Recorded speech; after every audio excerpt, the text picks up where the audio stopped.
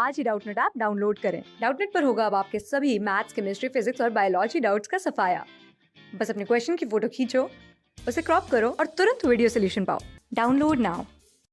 तो जो next property हम पढ़ेंगे लिक्विड स्टेट की, वो है आपके सरफेस टेंशन।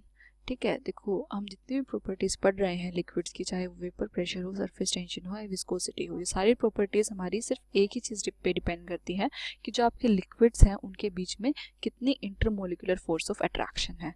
ठीक है, अब जैसे मैं बात करूँ सरफेस टेंशन की। अब सरफेस टेंशन क्या होता है, जैसे ये आपका एक हमने क्या लिया, एक बीकर ले लिया, इसमें आपका लिक्विड फिल है। ठीक है, या आपका क्या है, इसमें कोई भी लिक्विड है जो इसमें हमने फिल कर रखा है। अब मैंने क्या किया, इस लिक्विड का एक पार्टिकल ले लिया, ये पार्टिकल मैंने ले लिया इस लिक्विड का। तो इस लिक्विड के आसपास भी इसके पार्टिकल्स होंगे। ठीक है, ये इसके पार्टिकल्स हैं। अब लिक्विड्स के बीच में कुछ फोर्स ऑफ अट्रैक्शन होता है। ठीक है, तो इस पार्टिकल को ये सारे के सारे जो इसके आसपास जो पार्टिकल्स हैं, ये सारे इसको अपनी तरफ खींच रहे होंगे, है ना। तो क्योंकि इसके चारों तरफ मतलब एक स्फीयर, ये तो हमें सिर्फ सर्कल दिख रहा है, लेकिन एक स्फीयर में इसके साथ चारों तरफ के जो मॉलिक्यूल्स हैं इसको अपनी तरफ खींच रहे हैं। ठीक है, तो क्योंकि चारों तरफ से सेम फोर्स लग रही है, तो ये जो फोर्स है ये कैंसिल आउट हो जाती है और ये आपका मॉलिक्यूल यहीं रहता है। ठीक है, मतलब इस मॉलिक्यूल पे जो आपकी नेट फोर्स लग रही है वो क्या हो जाती है, जीरो हो जाती है। ठीक है, लेकिन अब अगर हम बात करें एक ऐसे पार्टिकल की जो आपका बल्क में नहीं है, वो पार्टिकल आपका है इसके सरफेस पे। ठीक है, जैसे ये हमने ले लिया, ये इसका सरफेस है। अब सरफेस पे इसका ये एक पार्टिकल है। ठीक है, कलर अलग हो गया, कोई बात नहीं, ये इसका पार्टिकल है। तो इसके जो पार्टिकल्स होंगे अब आसपास वाले, वो आसपास वाले पार्टिकल इसके सिर्फ नीचे हैं, ऊपर कोई पार्टिकल नहीं है। ठीक है, तो जो भी इसको पार्टिकल सब खींच रहे हैं, जिनके बीच में फोर्स ऑफ अट्रैक्शन लग रही है, वो सिर्फ नीचे खींच रहे हैं। मतलब ये जो पार्टिकल है ये सिर्फ और सिर्फ इनवर्ड पुल में है ना, क्योंकि ऊपर से खींचने वाला इसको कोई नहीं है। तो इसमें जो इसका नेट फोर्स होता है, जो ये एक्सपीरियंस कर रहा है, वो जीरो के इक्वल नहीं होता। नेट फोर्स जो होता है वो उसका जो है इनवर्ट पुल होता है, ऊपर इसको कोई नहीं खींच रहा। ठीक है, तो इस वजह से क्या होता है, क्योंकि इसके अंदर इनवर्ट पुल ज्यादा लग रहा है, तो ये नीचे की तरफ जाना चाहता है लेकिन जा नहीं सकता। क्यों? क्योंकि नीचे की तरफ और लिक्विड के मॉलिक्यूल्स हैं।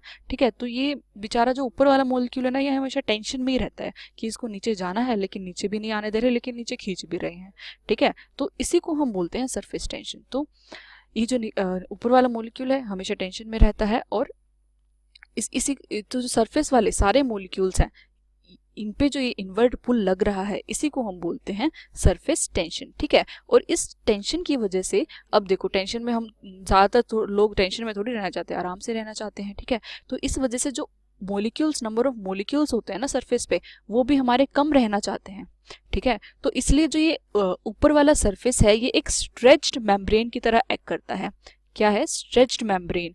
क्यों? क्योंकि स्ट्रेच मेम्ब्रेन, क्योंकि इसमें जो मॉलिक्यूल्स है ना वो बहुत दूर दूर होते हैं, बिल्कुल भी पास पास नहीं होते। दूर दूर क्यों होते हैं? क्योंकि ये जो ऊपर वाले मॉलिक्यूल्स हैं इनके पास टेंशन है, तो ये क्या करते हैं, कम चाहते हैं कि कम मॉलिक्यूल्स ऊपर रहे सरफेस पे। तो कम मॉलिक्यूल्स रहना चाहते हैं तो बहुत दूर दूर रहते हैं। दूर दूर रहते हैं तो हम इसको क्या बोलते हैं, ये कैसे एक्ट करता है, आपका स्ट्रेच्ड मेम्ब्रेन की तरह।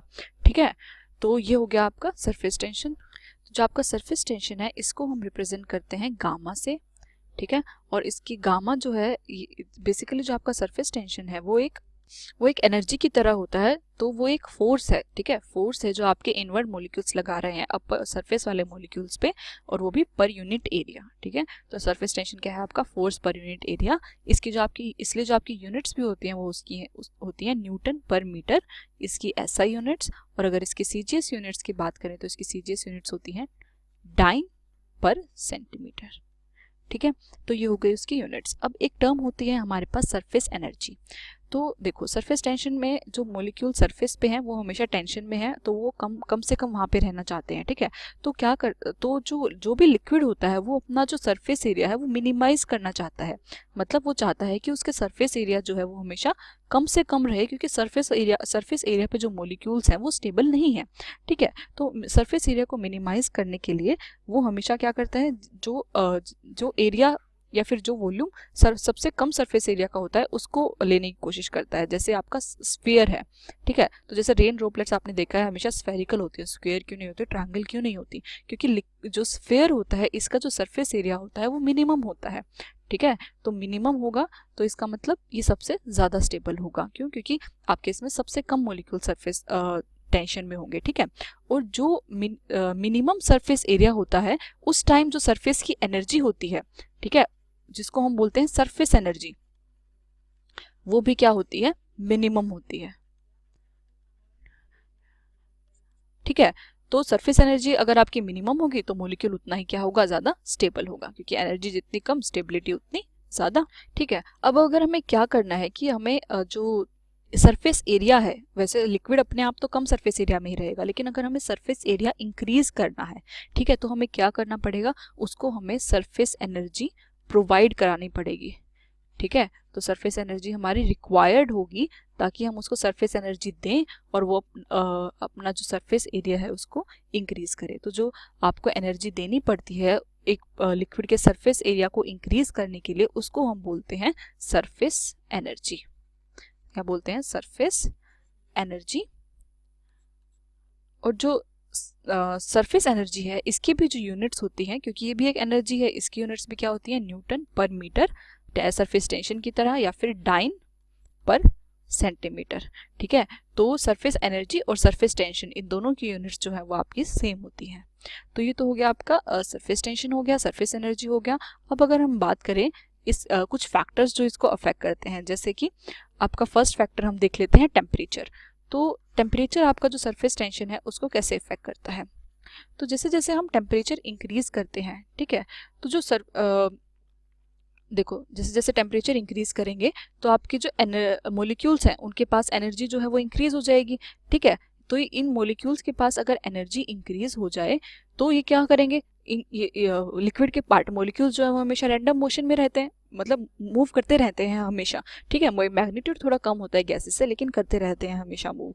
तो अगर ये जो मूव कर रहे हैं इनकी जो काइनेटिक एनर्जी है, अगर टेम्परेचर इंक्रीज करेंगे तो काइनेटिक एनर्जी इंक्रीज होगी, काइनेटिक एनर्जी अगर इंक्रीज होगी तो ये और फास्ट मूव करेंगे, है ना। तो इनकी जो वेलोसिटी है वो भी क्या होगी, इंक्रीज होगी। और फास्ट मूव करेंगे तो इसका मतलब जो ये अब जो इनके ऊपर जो ये अट्रैक्टिव फोर्स लग रहा था नीचे वाले मॉलिक्यूल्स का, ये क्या होगा, डिक्रीज हो जाएगा। क्यों, क्योंकि अब ज्यादा मूव करेंगे तो अब इनके लिए अट्रैक्शन करना मुश्किल है ना। तो इससे क्या होगा, आपकी जो सरफेस टेंशन है वो क्या हो जाएगी, डिक्रीज हो जाएगी, ठीक है। सरफेस टेंशन को मैंने ऐसे लिखा है, ऐसे नहीं लिखेंगे, इसको गामा करके लिखेंगे, ठीक है। तो सरफेस टेंशन क्या होगी, आपकी डिक्रीज हो जाएगी। अब जो ये इफेक्ट ऑफ टेम्परेचर है आपका सरफेस टेंशन पे, इसको हम इक्वेशन से भी रिप्रेजेंट कर सकते हैं। वो क्या है, that surface tension is equal to K TC minus T into में डी बाय एम की पावर 2/3, ठीक है। अब इस इक्वेशन में जो आपका गामा क्या है, ये तो आपका सरफेस एरिया, ये तो आपको पता ही है, ठीक है। के एक आपका कांस्टेंट है, टी से आपको पता है क्रिटिकल टेम्परेचर है, और टी आपका क्या है, टेम्परेचर है, ठीक है। डी है यहाँ पे डेंसिटी और एम है आपका मॉलिक्यूलर मास। तो ये इक्वेशन आपका टेम्परेचर का इफेक्ट बताती है सरफेस टेंशन पे, कि टेम्परेचर चेंज करते करते हमारा क्या इफेक्ट पड़ता है सरफेस टेंशन पे। अब अगर हमारा टेम्परेचर क्रिटिकल टेम्परेचर के इक्वल हो तब आपका क्या होगा, टीसी माइनस टी से क्या हो जाएगा, जीरो हो जाएगा। इसका मतलब आपकी सरफेस टेंशन क्या हो जाएगी, जीरो हो जाएगी, ठीक है। तो ऐसा क्या होता है क्रिटिकल टेम्परेचर पे जो आपकी सरफेस टेंशन जीरो हो जाती है। हमने एक बीकर लिया, ठीक है, उस बीकर में हमारे पास क्या है, लिक्विड है अपना, और फिर हमने क्या किया, इसका टेम्परेचर इंक्रीज करना शुरू किया। जैसे जैसे हम टेम्परेचर इंक्रीज करेंगे तो इसका जो अमाउंट ऑफ वेपर्स हैं वो ज़्यादा बनने लगेंगे, तो इसका जो वेपर प्रेशर है वो क्या होगा, इंक्रीज होगा धीरे धीरे, है ना। तो जैसे स्टार्टिंग में तो क्या था कि जो आपका वेपर फेज था इसकी डेंसिटी जो थी वो क्या थी, कम थी। जो वेपर फेज है आपकी उसकी डेंसिटी क्या है, कम है, और जो आपका लिक्विड फेज है उसकी डेंसिटी क्या है, ज़्यादा है, ठीक है। अब धीरे धीरे क्या होगा, जब जैसे जैसे आप टेम्परेचर इंक्रीज करोगे तो अमाउंट ऑफ वेपर्स जो हैं वो ज़्यादा बनते जाएंगे, ज़्यादा से ज़्यादा आपका लिक्विड क्या होगा, वेपर्स में कन्वर्ट होगा। तो ऐसे जाते जाते जो आपकी डेंसिटी है वो क्या होगी, वेपर्स की डेंसिटी इंक्रीज होती जाएगी और लिक्विड्स की डेंसिटी डिक्रीज होती जाएगी, ठीक है। तो वेपर्स बनते बनते जब आपकी डेंसिटी जो लिक्विड की है, जो डेंसिटी आपकी लिक्विड की है और वेपर की है, वो डेंसिटी जब सेम हो जाएंगी तब आपका क्या होगा, क्रिटिकल टेम्परेचर रीच होगा। इसका मतलब क्या कि क्रिटिकल टेम्परेचर पे आपकी लिक्विड की डेंसिटी और आपके वेपर्स की डेंसिटी, ये दोनों डेंसिटी आपस में इक्वल हो जाती हैं। ठीक है, तो जब इन दोनों की डेंसिटीज के बीच में डिफरेंस था, वेपर्स की कम थी, लिक्विड की ज़्यादा थी, तब तो हमें इन दोनों के बीच में एक बाउंड्री दिखाई देती है कि हाँ भाई यहाँ पे वेपर्स है, यहाँ पे लिक्विड है। लेकिन जब दोनों की डेंसिटी सेम हो जाती है तो जो आपके बीच की बाउंड्री है ये डिसअपियर हो जाती है। ठीक है, ये बाउंड्री हमें नहीं दिखाई देती कि हाँ भाई ये लिक्विड है, ये वेपर्स है। ठीक है, तो ये बाउंड्री ही अगर आपकी डिसअपियर हो गई क्रिटिकल टेम्परेचर पे तो कोई सरफेस ही नहीं है, और सरफेस ही नहीं है तो सरफेस टेंशन भी नहीं होगी। ठीक है, इसलिए जब आपका क्रिटिकल टेम्परेचर होता है तो आपकी जो सरफेस टेंशन की वैल्यू होती है वो 0 होती है। तो ये हो गया आपका टेम्परेचर का इफेक्ट। अगर मैं अब सेकंड इफेक्ट की बात करूं, वो है effect of adding surface active solutes, sorry active. ठीक है, तो सरफेस एक्टिव सोल्यूट्स बेसिकली होते क्या हैं, जो आपके प्रेफरेंशियली आपके सरफेस पे आके एब्जॉर्ब होते हैं, ना कि ज़्यादा सरफेस पे आके एब्जॉर्ब होते हैं और कम बल्क में एब्जॉर्ब होते हैं। ठीक है, इनको हम सरफेक्टेंट्स भी बोलते हैं। सरफेस एक्टिव जो सोल्यूट्स होते हैं इसको हम और क्या बोलते हैं, सरफेक्टेंट्स। ठीक है, ये क्या होते हैं, जो आपके सरफेस पे ज़्यादा आके डिजोल्व होते हैं और बल्क में कम डिजोल्व होते हैं। ठीक है, तो जैसे अगर हम कोई सरफेस एक्टिव रिएजेंट डालें अपने किसी भी सोलवेंट में, तो क्या होगा, इसके जो पार्टिकल्स हैं वो आपके सरफेस पे आ जाएंगे। ठीक है, अब ये पार्टिकल सरफेस पे आ गए, ज़्यादा पार्टिकल्स, तो सरफेस पे जो लिक्विड, एक्चुअली जो सरफेस पे जो लिक्विड के पार्टिकल्स हैं उनको कम रहना पड़ेगा। ठीक है, तो कम रहना पड़ेगा तो जो सरफेस टेंशन होगा वो भी क्या होगा, कम होगा। ठीक है, अब कुछ पार्टिकल्स आपके सरफेस एक्टिव रिएजेंट के बल्क में भी आएंगे, तो इन जो बाकी के थोड़े से पार्टिकल्स जो बचे हैं आपके सरफेस पे सोल्यूट के, उनके वो जो फोर्स ऑफ अट्रैक्शन उसका होगा दूसरे मॉलिक्यूल्स के साथ, वो भी कम होगा क्योंकि उसमें भी आपके सोल्यूट के मॉलिक्यूल्स हैं, है ना। तो जो आपका सरफेस टेंशन है वो क्या होगा, डिक्रीज होगा। ठीक है, तो आपका जैसे जैसे आप अपना कोई भी सरफेक्टेंट या फिर सरफेस एक्टिंग सोल्यूट आप डालते हो तो आपका जो सरफेस टेंशन है वो डिक्रीज होता है, क्योंकि आपके सोल्यूट के मॉलिक्यूल सरफेस को ऑक्यूपाई कर लेते हैं और सोलवेंट का जो अमाउंट है वो सरफेस पे कम होता है, तो आपका जो सरफेस टेंशन है वो भी क्या हो जाता है, कम हो जाता है। तो ये हो गया आपका सेकेंड फैक्टर जो आपके सरफेस टेंशन को अफेक्ट करता है। अब हम डेली लाइफ में कुछ इफेक्ट्स देखते हैं जो आपके सरफेस टेंशन की वजह से ऑब्जर्व हम करते हैं। ठीक है, जैसे कि फर्स्ट हम देखते हैं कि जो भी हमारी शेप्स होता है, जो लिक्विड अपने आप जो ऑक्यूपाई करने की कोशिश करता है वो आपकी स्फेरिकल शेप होती है। ठीक है, तो स्फेरिकल शेप ही जो आपका कोई भी लिक्विड है वो ऑक्यूपाई करने की कोशिश करता है अपने आप, क्योंकि जो स्फेरिकल शेप है उसका जो सरफेस एरिया होता है वो क्या होता है, सबसे कम होता है, और सरफेस एरिया कम होता है तो रिजल्टिंग फिर उसकी सरफेस टेंशन भी कम होती है। ठीक है, सरफेस टेंशन कम होगी तो सरफेस एनर्जी भी कम होगी, तो वो ज़्यादा क्या होगा, ज़्यादा स्टेबल होगा। ठीक है, जैसे अगर हम देखें कि जो आपकी रेन ड्रॉप्स होती हैं वो आपकी क्या होती हैं, स्फेरिकल होती हैं। ठीक है, तो इसी वजह से स्फेरिकल होती हैं। या फिर देखो, जैसे आपका कोई ग्लास है, उसके पहले जो एजेस होते हैं वो ब्लंट एजेस होते हैं। ठीक है, तो फिर हमको इनको अच्छे से फिनिशिंग देने के लिए, मतलब इनको राउंड शेप करने के लिए ताकि किसी को हर्ट ना करे, हम सिर्फ क्या करते हैं, इसको हीट करते हैं। ठीक है, यहाँ से साइड से अगर हम इसको हीट करते हैं तो वो जो ग्लास जब लिक्विड में कन्वर्ट हो जाता है तो वो अपने आप स्फेरिकल शेप ले लेता है। ठीक है, अपने आप स्फेरिकल शेप ले लेता है क्योंकि लिक्विड है, लिक्विड में कन्वर्ट हो गया तो उसको सरफेस एनर्जी कम करनी है, सरफेस टेंशन कम करना है, तो स्फेरिकल अपने आप शेप ले लेता है और ये इसके जो एजेस हैं वो राउंड शेप के हो जाते हैं। ठीक है, और इसको हम फायर पॉलिशिंग ऑफ ग्लास भी बोलते हैं। ठीक है, फायर पॉलिशिंग ऑफ ग्लास। तो जो लिक्विड्स होते हैं वो स्फेरिकल शेप में ज़्यादा रहना पसंद करते हैं बाकी किसी भी शेप से। अब अगर हम बात करें इसके सेकेंड इफेक्ट की, तो वो है आपका कैपिलरी एक्शन। कैपिलरी एक्शन में बेसिकली क्या होता है, सेकेंड क्या है, देखो जो भी आपके जो मॉलिक्यूल्स के बीच में फोर्सेस होते हैं वो दो टाइप के फोर्सेस होते हैं। एक तो होते हैं आपके कोहेसिव फोर्सेस और एक होते हैं आपके एडहेसिव फोर्सेस। कोहेसिव फोर्सेस होते हैं आपके जो सेम टाइप ऑफ मॉलिक्यूल्स के बीच में होते हैं। ठीक है, और जो एडहेसिव फोर्सेस होते हैं वो आपके डिफरेंट टाइप ऑफ मॉलिक्यूल्स के बीच में होते हैं। जैसे कि आपने मान लो एक ग्लास कंटेनर लिया, उसमें आपने वाटर फिल किया। ठीक है, तो अब जो वाटर और वाटर के मॉलिक्यूल के बीच में जो फोर्स ऑफ अट्रैक्शन है वो है आपका कोहेसिव, और जो वाटर और ग्लास के मॉलिक्यूल्स के बीच में, ये क्या है, ग्लास का कंटेनर है और इसमें आपने वाटर फिल किया है, तो वाटर के मोलिक्यूल्स और ग्लास के बीच में जो फोर्स ऑफ अट्रैक्शन है उसको हम क्या बोलते हैं, एडहेसिव फोर्स ऑफ अट्रैक्शन।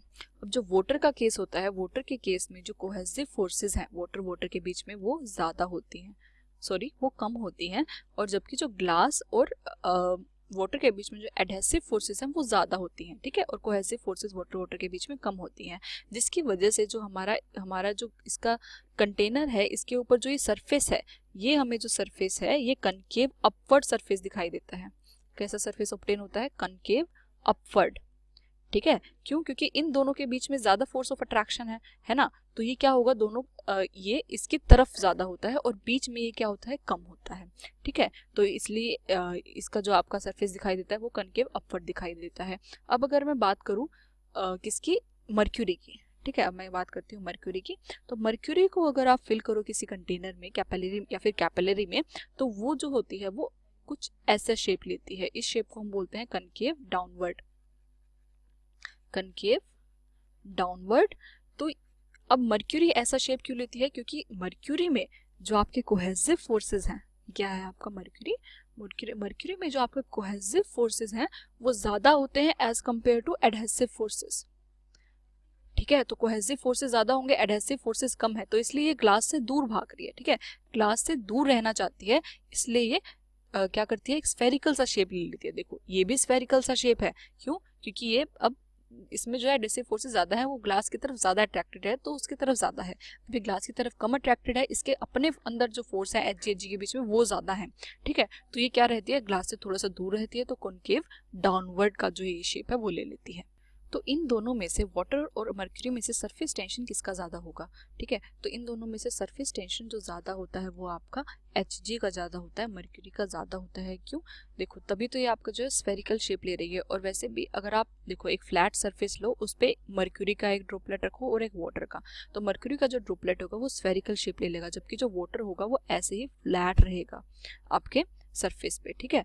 तो इसलिए जो Hg है उसमें ज़्यादा फोर्स ऑफ अट्रैक्शन होती है, कोहेसिव, तो वो क्या होती है, ज़्यादा, उसमें क्या होती है, ज़्यादा सरफेस टेंशन होती है, ठीक है। अब अगर हम कैपिलरी एक्शन की बात करें, तो कैपिलरी एक्शन आपकी वो पार्टिकल्स, वो सब्सटेंसेस ज़्यादा अच्छा दिखाते हैं जिनमें आपकी जो एडहेसिव फोर्सेस हैं वो ज़्यादा होती हैं, ठीक है, एडहेसिव फोर्सेस ज़्यादा हो as compare to cohesive forces. मतलब जैसे ये हमारी कैपिलरी है, अब इसमें जो है उसको राइज होना है, राइट, इसमें क्या होना है, वाटर को राइज होना है। तो जब अगर ग्लास और वाटर के बीच में, जो कैपिलरी और वाटर है, अगर उसके बीच में फोर्स ऑफ अट्रैक्शन ज्यादा होगा, तभी वो उसमें ज्यादा मतलब तभी वो उसमें राइज होगा और अपनी उस पोजीशन को इंटैक्ट रख पाएगा, ठीक है। जबकि अगर हम मर्क्यूरी की बात करें, तो क्योंकि उसके और ग्लास के बीच में कोई फोर्स ऑफ अट्रैक्शन नहीं है, उसमें कोहेसिव फोर्सेस ज्यादा हैं, तो वो उसमें ज्यादा राइज नहीं हो पाएगी और अपनी पोजीशन को भी इंटैक्ट नहीं रख पाएगी, ठीक है। तो जो आपकी कैपिलरी एक्शन है वो कौन से मॉलिक्यूल ज्यादा शो करते हैं, जिनमें एडहेसिव फोर्सेस ज्यादा होती हैं, या फिर जिनका जो सरफेस टेंशन है वो क्या होता है, कम होता है। तो एडहेसिव फोर्सेस किसमें ज्यादा होते हैं, जिसमें आपका जो सरफेस टेंशन है वो क्या हो, कम हो। तो जितना कम सरफेस टेंशन होगा उतना ही ज्यादा हमें कैपिलरी एक्शन देखने को मिलेगा। तो ये हो गया आपके दोनों इफेक्ट्स, एक तो आपका कैपिलरी एक्शन और एक हो गया आपका कि स्फेरिकल शेप क्यों शो करते हैं आपके लिक्विड के मॉलिक्यूल्स। तो यहाँ पे खत्म होता है आपका सरफेस टेंशन। अब नेक्स्ट वीडियो में हम पढ़ेंगे विस्कोसिटी। क्लास 6 से 12 से लेके नीट, IIT, JEE मेंस और एडवांस के लेवल तक 10 मिलियन से ज्यादा स्टूडेंट्स का भरोसा। आज ही डाउनलोड करें डाउटनेट ऐप या व्हाट्सएप कीजिए अपने डाउट्स 8400 400 400 पर।